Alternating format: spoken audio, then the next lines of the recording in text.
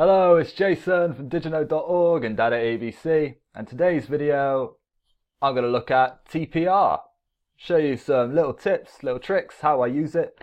But first of all, what is TPR? It stands for Total Physical Response, and all this is basically is over-exaggerated body language to help the students' comprehension, to help their understanding. I like to think of it as sign language if you're speaking to a deaf person, just to make things as clear as possible as what you're saying. So little things like if you want the student to repeat after you or be a bit louder, you say, "Oh, can you say? Can you say? Can you say?" So bit of pointing, hand to the ear. And it's best to do this quite slowly, because if you do it really fast, like "Can you say?" Obviously they're not going to get it. Yeah, so there's little things like that. If you want to say "Can you see?"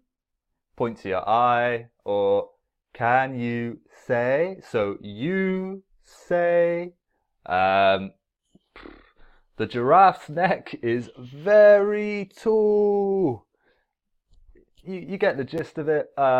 I like to be as clownish as possible with it, so that's really, really wide. Something like that.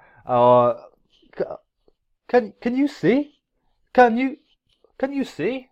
Or if you ask them a question that I'm in and are in, you can say, do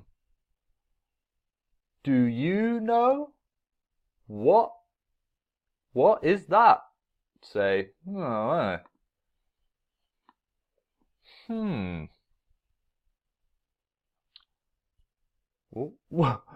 what is, oh, this way. What is this? What is this? Can you say? Little things like that. Depends on the ability.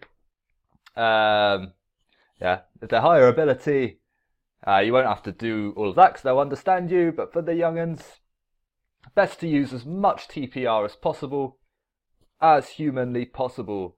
Little things like with sentences, you want to animate the sentence.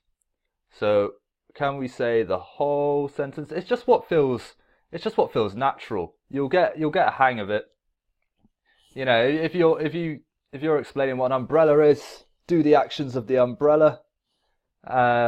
Rain, sun, the apple is round.